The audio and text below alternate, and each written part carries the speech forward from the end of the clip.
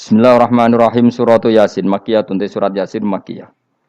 Au illa qaulahu, maksudnya Makkiyah bangsa periode zaman Rasulullah tesih teng Mekah. Au illa qaulahu kecuali dawuh Allah taala wa idza qila lahum anfiqu al ayat niku.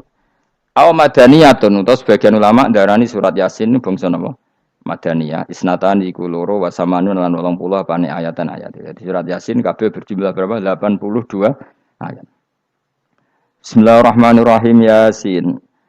Ya semua ulama makna Yasin itu makna nama lain dari Rasulullah Muhammad Shallallahu Alaihi Wasallam. Meskipun secara ikhtiyat, secara hati-hati, mufassir biasanya bilang Allah a'lamu bimuradihi bi. Allah a'lamu dat sing pirsa bimuradihi kelan kersane Allah bi iklan Yasin.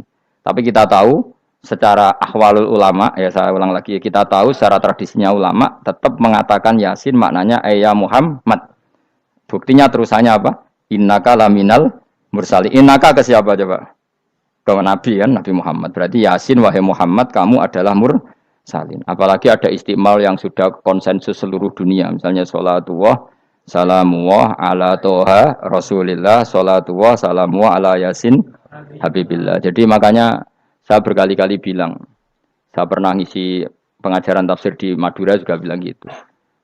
Ada disiplin ilmu tafsir dan itu kadang ketatnya ikhtiyat. Ikhtiyat itu hati-hati. Sehingga tetap bilang Allah alamu bimuradihi bidalik. Tapi meskipun demikian, ada konsensus masif dari para ulama yang menggunakan Yasin Toha itu untuk Rasulullah Shallallahu Alaihi Wasallam. Karena secara siakul kalam pasti demikian. Misalnya di juz 16 ya, surat Toha itu ya, 16 ya. Toha, ya Muhammad, ma anzalna alaikal Qur'ana litasqa. Coba kalau Toha ada artinya Muhammad, lalu siapa? Ada kata ma anzalna alaika, apa? Coba sekarang Toha ganti ya Muhammad kan pas ya Muhammadu ma anzalna alaika al-Qur'ana litasqa. Jelas ya? Secara siakul kalam Toha menunjuk siapa? Muhammad, karena tulisannya coba ya. Toha diganti kata Muhammad. Ya tentu diganti secara makna.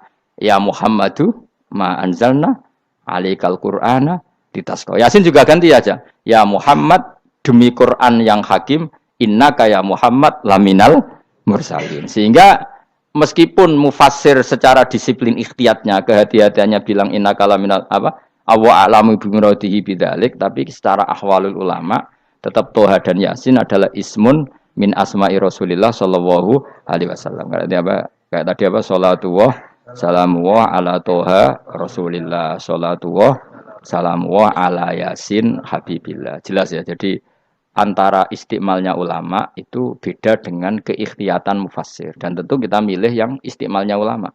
Karena itu lebih gampang supaya kata alaika khitab itu kena apa? Kena. Mukhatabnya siapa? Terus ketiga kata Ibnu Jarir At-Tabari, enggak mungkin Allah mengkhitabkan sesuatu dengan sesuatu yang enggak bisa difahami.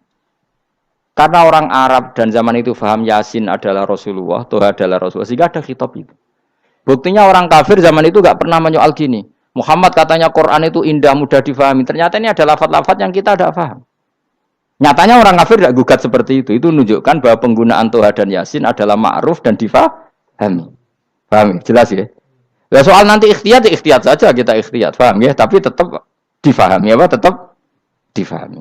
Buktinya jelas kan Toha ma anzalna alaika. Berarti diganti saja apa? Ya Muhammad ma anzalna alaika al-Qur'ana litasqa. Mohon jelas ya. Wal Qur'ani demi Qur'an al-Hakimi kang bijak. Ail muhkami tegese kang kuat utawa kang kukuh. Kukuh maknane indah, bi aji binasmi kelawan keajaibane susunan wa badil ma'ani lan keindahane makna. Innaka saat temne sira ya Muhammad wa Muhammad lamnal mursalin setengah sangking wong sing diutus. Sungguh termasuk wong sing diutus Allah. Ora sekedar diutus ala siratin kowe ing atase jalur to dalan mustaqimin kang jejeg. Uti alaikum ta'alikun ta'aluk bima perkara qabla kang sedurunge iki dawuh. Ayatorikil anbiya tegese kowe iku sesuai dalane para-para nabi qabla ka sedurunge sira. Maknane torikil anbiya ya tauhid tegese tauhid wal huda lan petunjuk. Wa taqidu tinauqiti bil qasami lan qasam wa ghairi lan liyane qasam ngrad niku nolak liqaulil kufari marang pengucape wong kafir lagu maring nabi wong kafir komentar ning nabi napa lasta mursala Muhammad iku ora rasul. Terus Allah jawab innaka laminal mursalin. Tanzilal azizi kang kowe iku dadi rasul mergo entuk turunan untuk keturunan Quran sing aziz, sing tanzilal aziz. Kang Quran iku dadi sesuatu sing diturunno Allah sing aziz. Fi mulkihi dalam kerajaane wa ar-rahimi kang welas fi khalqihi lan makhluk Allah. Utai lafat tanzil ku khabar mubtada'in khabar mubtada'. Ya karena Imam Suyuti baca tanzilu sehingga dia nerkepnya mubtada'. Tapi kira kita kan baca apa? Tanzila. Makanya saya berkali-kali ngaji itu sama guru. Imam Suyuti dia itu bacanya tanzilu, makanya dia nerkep jadi khabar. Sementara kira kita tanzila, maka kita nerkep jadi maf'ul mutlaq. Paham ya? Makanya kamu enggak usah bingung iki kok jadi khobar padahal macane tanzila. Utawa bingung mergo ora paham pilihane loro tok. Ya. Jadi yang jelas Imam Suyuti itu kadung milih rofa, makanya dia nerkep khobar. Paham ya tanzilu, makanya dia nerkep apa? Khobar. Kalau kita baca kan tanzila, maka itu maf'ul mutlak atau nyimpan kata amdahu. Ayil Qur'an itu kese Qur'an. Khobar mubtada'in muqaddarin. Apa sing kang aran tanzilul aziz ya Qur'anu tentu Qur'an. Qur'anu tujuane ditungdira supaya ngekeki peringatan sira bil Qur'an kauman ing kaum muta'alliqun bitanzil. Maung zira kang ora dikeki peringatan sapa abahum bapak-bapak wong akeh elam yung zaru. Tegese ora dikeki peringatan sapa akeh fi zamanil fatra ing dalam zaman fatra. Ya jadi Quran itu gunanya ya membuat logika yang benar supaya orang itu menghindari kesalahan. Jadi menakut-nakuti itu kalau enggak harus tentang neraka. Takut dari kesalahan, takut dari kebodohan. Kan kita juga takut kan punya pemimpin yang salah, takut punya kasus, takut kepleset. Ketakutan tidak harus dari neraka. Makanya saya berkali-kali bilang, saya sering dulu dinasihati Mbah Mun, hak, yen aku ben alim, ojo sering maca tafsir, mari goblok dari Mbah Mun. Maksudnya mari goblok itu gini, mufassir itu manusia, kadang dia itu satu ayat umum, dia mendiktekan ke satu kasus, padahal kasusnya lebih umum. Makanya berkali-kali sama nani umpama ngene, contohnya ngene. Karena nanti itu mengikat. Misalnya gini ya, saya ulang lagi ya. Ben gayamu kayak wong alim. Ini kan malam 23. Saya itu enggak pernah loh ngitung sengaja tadi ini malam 23 kita insyaallah nginjak juz berapa? 23. Ini insyaallah barokah sekali. Tapi rasa arep-arep Lailatul Qadar. Biasa wae. Ora kelas e. Wis ben sing entuk Lailatul Qadar ben wali-wali wae. Kene entuk cipratane wis napa cukup. Lah wong trawe arang-arang ya njaluk. Iya kalau kita mintanya dianggap minta, kalau dianggap ngelama. Coba andekan kapasitas Anda itu RT, minta jadi presiden, itu ngelama apa doa? Tidak jawab saja. Ngelama. Jatah kamu untuk azab, kok jaluk Lailatul Qadar, itu ngelama apa Anda? Mestinya jalukmu orang untuk azab, itu bagus sih. Paham ya? Banyak ulama diajak istisqa gak mau. Banyak itu ulama. Ayo istisqa kita karena sudah lama gak hujan. Kata ulama tadi. Jatah kita ini kena hujan batu dari langit. Enggak hujan batu sudah bagus. Enggak usah minta. Lama macam-macam. Lah rai-rai ngene iki pantese entuk Lailatul Qadar apa entuk adab ayo jawab. Ayo. Ora entuk adab wis bagus. Ya dadi dongane ya Allah. Ampun jenengan siksa la tu'akhidna. La tu'akhidna maknane njuk Lailatul Qadar pun ora disiksa. Ya makam kita itu masih Rabbana la tu'akhidna. Iku supaya gak disiksa innasina waktu kalau kita salah. Kowe kan gak kalau. Wah sudah salah. Jadi donga innasina waktu sange apikane pangeran wae ditambahin. Kalau kita salah. Kalau kita kan sudah tidak kalau lagi sudah. Sudah jelas salah berkali-kali lagi. Mbok wong diisin. Julak jaruk Lailatul Qadar gak diisin. Tapi ya oleh pangeran apian. Pangeran kan tapi misalnya pangeran ora aku luwe apian timbang aku. Dadi sowe disahno permintaan. Tapi gak dikabulno. Mau disahno tapi ora usah apa? Disahno iku iman jalin jan wong goblok piye meneh, macam-macam. Makanya doa paling fair itu ya Rabbana dzalamna anfusana wa lam taghfir lana wa tarhamna lanakunanna. Makom kita itu disepuro pangeran. Sing bener donga wong traweh-traweh lho ning Tuban ning Jogja wis bener apa innaka afuwun karim tuhibbul afwa fa'fu anna. Ora ana guru-guru kita donga ya Allah anilna lailatul qadar ya Allah ka ono sarahku iki kita ana ngajarno ngono ya Allah innaka afuwun karim tuhibbul afwa fa'fu anna. Jenengan kandat sing kathah nyepurane lan seneng nyepuro himpun jenengan sepuro. Iku wis bagus sudah bagus. Lailatul Qadar gresuk ndelok srengenge. Terus ndelok angin. Angger daerah Gunung Kidul banter terus anak-anak. Boy wong tahu diri, maksud kula nggih tetep minta Lailatul Qadar tapi tahu tahu diri. Misalnya suwe bar sedekah, puasa bar salat 1000 rakaat, terus utang mesti sahur, ambek togo-togo sing mbok dolimi jaluki sepuro. Pas kowe tenan mergo ngrasa ora dolim, nduk Lailatul Qadar. Tapi kira ngrasa ora dolim wis ujub sombong. Wong sombong ya ora berhak meraih. Lah terus piye Gus? Ora piye-piye biasa wae, biasa wae. Makom kita ora kena adab itu sudah luar biasa. Ora penuh adab piye. Wis ngene iki luar biasa, no? Luar biasa. Mun nang ngandel kula, mesti ngene iki keadaan seperti ini terus. Soale dongane wae Rabbana la tu'akhidna in nasina wa akhtana. Itu jadi itu sudah luar biasa. Nah, ini kan teruskan dawuh Mbah Mun ya. Misalnya Allah bilang gini, fattaku, maka takutlah kamu. Biasanya mufasir ditambahi minan nar, maka takutlah kamu masuk. Sebetulnya yang perlu dihindari dari kita takut itu ya, takut salah, takut bodoh, takut terdolimi, takut mendolimi orang lain, takut hidup tidak ada gunanya. Tapi mufasir tentu milih yang populer, takutlah kamu dari api neraka. Coba misalnya gini, kita nanti masuk surga. Kemudian zaman di dunia kita tidak pernah berkampanye ya atau berkontribusi untuk agama Allah. Cara saya itu izin. Kata Imam Malik, saya masuk surga. Kemudian orang yang mencintai saya masuk surga itu saya malu. Rasulullah juga gitu. Saya sebagai pemimpin umat, saya malu masuk surga. Dan satu dari umat saya masih masuk neraka. Jadi ulama dulu tuh ketakutannya bukan sekedar masuk neraka. Takut malu, takut bodoh, takut keliru, takut. Saya misalnya nanti masuk surga itu malu. Andaikan saya tidak pernah ngajar tafsir Jalalain. Malu saya. Karena kalau tanya Allah, hak kenapa pun swarga? Terus dibon swarga. Tapi kalau pernah baca tafsir jalan kan anak keren nih.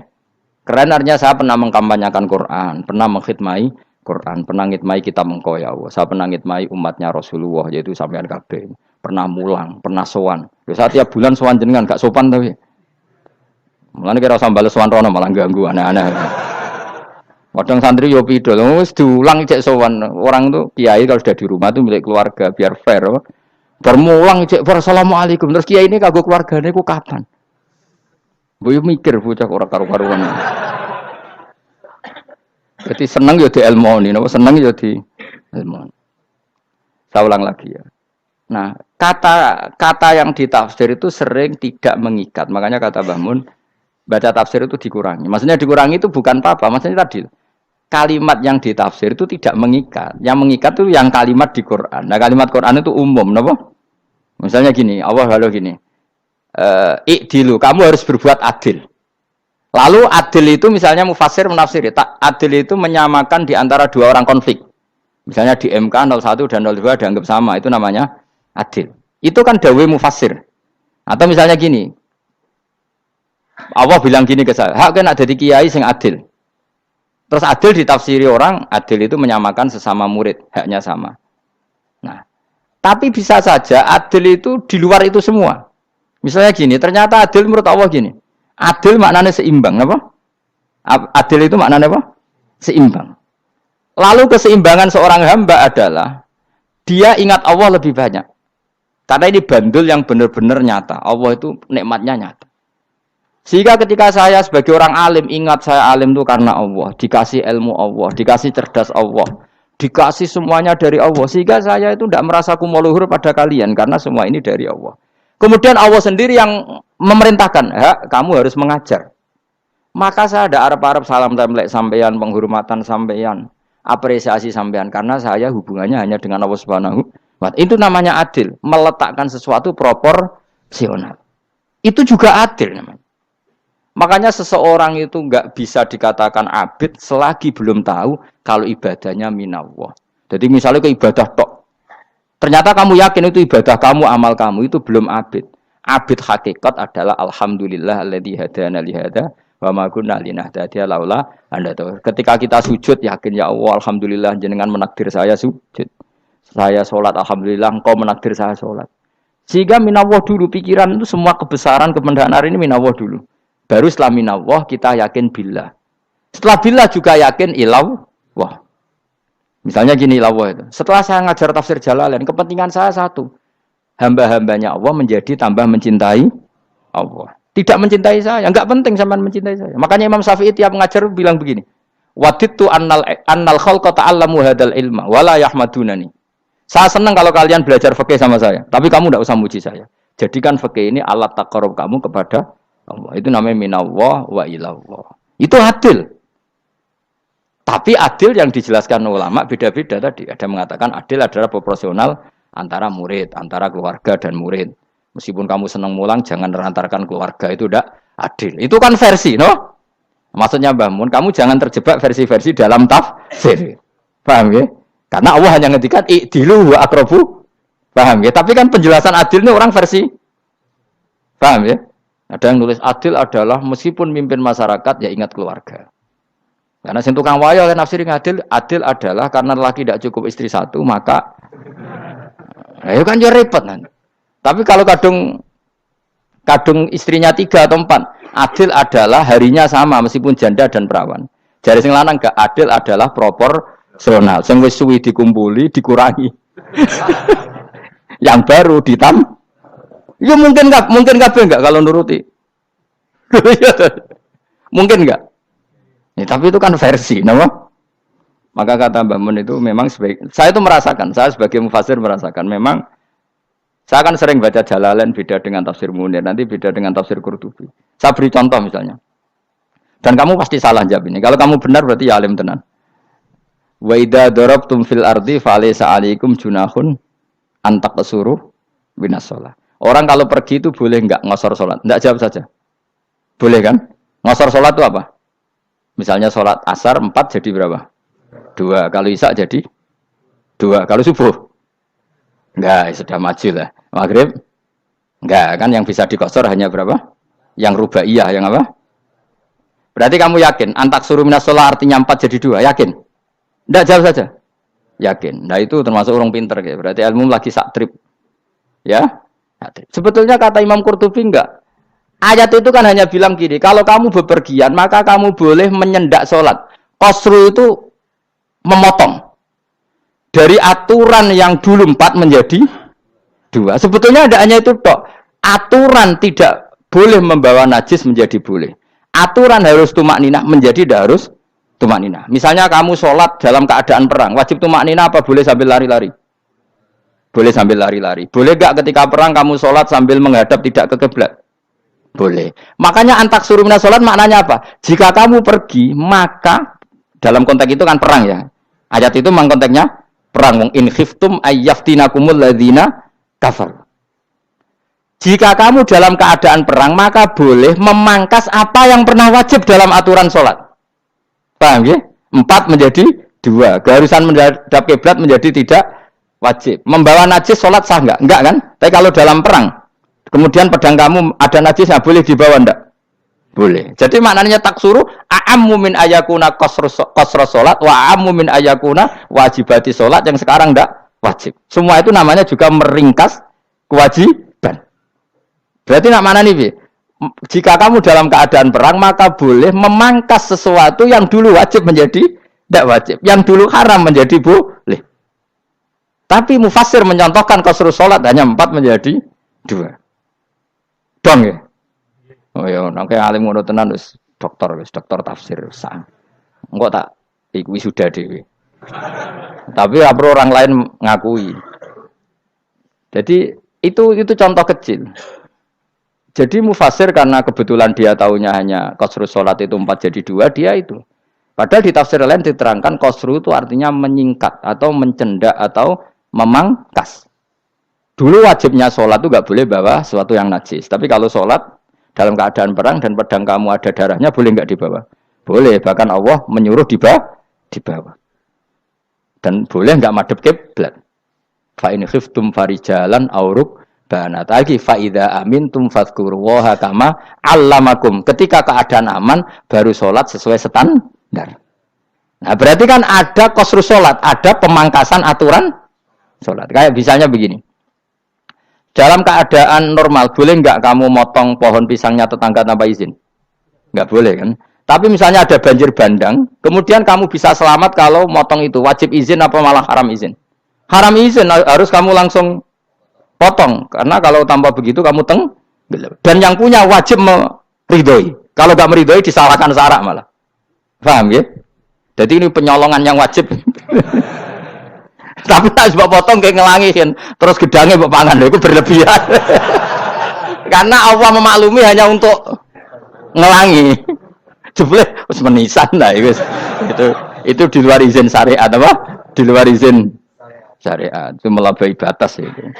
Syaratnya boleh itu ghairu baghi wala adfamani turra itu darurat syaratnya ghairu baghi wala dan tidak boleh melebihi batas. Ora ape ngetok gedange jupuk sik sing mateng dipangan terus diketok.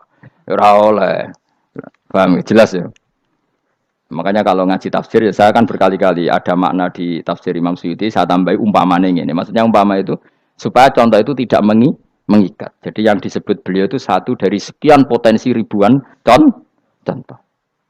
Ya kayak tadi misalnya antak suruh minas sholah. Itu umumnya ulama membayangkan qasrus sholat yang 4 jadi 2. Padahal enggak, maknanya meringkas aturan dari wajib menjadi tidak wajib. Bahkan sebagian aturan itu dikatakan haram, tidak haram. Itu tadi misalnya bawa najis atau teman kamu mau dibaca orang kafir terus kamu bilang, hei hati-hati, itu tidak batal kalau dalam sholat siddatil khauf. Paham ya? Jelas? Semaju lah. Malam terlikur, lelatul. Soalnya wis gumen mbek wong-wong bingung ora ilmune wong-wong. Ma ungzira abahum elam yung daru tegese ora den kei wedi sapa ngangge fi zamanil fatrah ing dalam zaman fatrah. Ya sama seperti ini. Orang tidak mendapat ingzar itu fi zamanil fatrah, zaman enggak ada rasul. Tentu tidak hanya itu tok. Ada rasul tapi orang itu jauh dari komunitas ulama. Itu juga termasuk orang yang tidak mengalami ingzar. Jadi tidak mengalami ingzar bisa di zaman fatrah atau sudah ada rasul tapi dia jauh dari ulama atau jauh dari komunitas Islam. Itu juga komunitas yang tidak mengalami ingzar. Fahum mengkote wong akail kaum iku ghafilun lali kabehane imane sing iman parustilan bener. Ya, contoh paling gampang itu nak dawuh yai mesti bener itu loh. Kalau kamu ngaji tafsir Jalalain ya Yuhan nasu budu rabbakum. An-nasu biasanya tafsirikan kufaru Mekah, napa? Padahal di situ nas semua manusia apa kafir Mekah?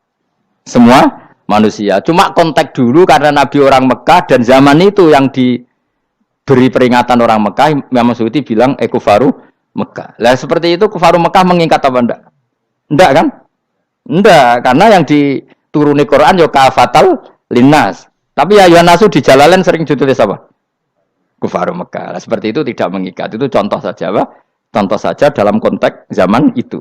Paham ya? Jadi banyak, makanya tafsir itu sebenarnya enggak ngikat. Ya tapi yang ngomong gitu harus orang alim. Kalau kamu yang ngomong malah kacau. Kemudian ngomong sombong. Maksudnya kan manusia, saya juga manusia. Ngapain saya harus ikut? Ya sarap itu. Iku ora wis sombong saraf, no? Wis sombong saraf. Lakot hakko teman-teman fahum, lakot hakko teman-teman nyata apa alqaul wa titah, wajib tegese wajib manane nyata ala aksarihim. Ing atase akeh-akeh wong akeh bil adab. Lakot hakko teman-teman dadi nyata apa alqaul wa titah anane adab. Wajib tegese wajib apa adab ala aksarihim bil adab, fahum mongko te wong akeh la yu'minu ora iman sapa akeh. Il aksaru tegese ute akeh wong ora iman. Zaman niku Mas. Ya, maksudnya zaman itu, tapi jengben gue buatan ngerti. Tapi yang mungkin batu Isa itu semua orang iman, tapi ya banyak yang setelah iman itu tidak bermanfaat lagi karena wes napa matahari terbit dari napa barat. Hinala yang fa'u nafsan imanuha lam takun amanat min qabl. Inna saat temen ingsun ucal naga ingsun fi anaqihim. Ing dalam gulu-gulune wong akeh tak gawe aghlalan ing belenggu. Bi ayu dhamma kamran bi antu dhamma kamran sento dewi kumpulno ilaha maring anak apa alai di tangan. Di anal gila karon saat menegil iku yajma'u iso ngumpulno apa gil al yada ing tangan kal unuk maring geger maring napa gulu-guri lho jenenge unuk. Wong Arab nak darani kene iku unuk, nak darani kene iku nakher. Ya jare wong Arab, ya kene iki unuk, kene iki nakher. Lah gulu niku ngeten, tangan didakok teng napa? Napa? Gulu. Napa jenenge jidok niku jidokne. Sing guri-guri. Faya mengkote tangan ilaidi kumas muatun ting kumpulno ilal atqoni maring dagu. Niki lho jenenge dagu. Jam udzakonin wa ya mustama'ul lahyan. Kumpule dua dagu atau dua wang nek cumanan. Fahum mongko te wong akeh mukmahuna iku dadi bunder sapa wong akeh. Manane rafiuna ngangkat wong akeh ruusahum ing sirahe wong akeh. Lastatiuna ora iso mampu sapa wong akeh khawdaha ing ngendhekno ruus. Menan dhewe maksudi wa ta iki mutamsilun muk bayangan, mutamsil gambaran. Mulane kula gumun mbek ulama riyen. Tak contohno ya, nak ulama dhisik utop. Wong dhisik nak darani bun neraka digludungno. Wong kafir sok ben digludungno ning neraka. Iku ya pancen ngalim tenan ngomong dhisik. Mergo gambarane ngene, ora usah mbok praktekno sampean, praktekno saiki wae. Nak praktekno sampean kaya sampean mlebu neraka. Dadi ngeten wong nak lungguh ngene, wong Arab nak darani iki ason-ason. Terus ngeten. Ngeten. Niki jenenge apa? Dengkul. Dengkul itu kena dagu, terus tangan kena jidok. Dadi ngeten. Jadi wong wis dalam keadaan bunder. Paham ya? Lah malane malaikat karek nyaduk terus gludung-gludung ngono. Paham ya? Jadi mergo iku napa? Dengkul nempel dagu, paham ya? Tangan nempel jidok. Terus ditaleni. Paham ya? Terus ya karek gludung dong, malane wong kuno nak darane bunder apa iku. Oke bayangno saiki sok ben ra usah, gak usah mlebu maksudnya, paham ya? Mulane ape mlayu ora iso, wis posisi ngono, paham ya? Sebenarnya rasa delok, maksudnya itu praktekno saiki. Menang delok lho. Lah dawuh Imam Suyuti wal muradu te kang den kersakno iku annahum sak temne wong akeh la anu nek ora tunduk sapa wong akeh lil imani maring iman. Wala faduna nek ora tunduk sapa wong akeh ora ndilukno ru'usahum ing sira wong akeh lahu krana iman. Iki tapi dawuh Imam Suyuti. Tentu tidak semua ulama sependapat. Jadi cara Imam Suyuti semua yang dikatakan Quran ini muktamsil. Artinya mereka tidak tunduk, maknanya tidak menerima iman. Ya, tapi itu cara Imam Suyuti. Ulama lain yang mengatakan tidak. Memang orang kafir ketika masuk neraka dalam keadaan seperti itu dan digeludung. Ya tidak apa-apa sama-sama benar. Ya sama-sama benar karena ya Quran itu milik bareng, ya. Milik bersama. Jadi apa ya? Kan banyak kalimat kayak tadi mengkosor solat, meringkas solat. 4 jadi 2 yang meringkas, paham ya? Dari aturan ketat menjadi agak longgar juga meringkas. Jadi semuanya namanya memotong apa? Memotong dari 4 menjadi 2 ya memotong, paham ya? Dari aturan wajib menjadi tidak wajib juga memotong. Nah, itu kan sama-sama benar. Lihat nanti konteksnya.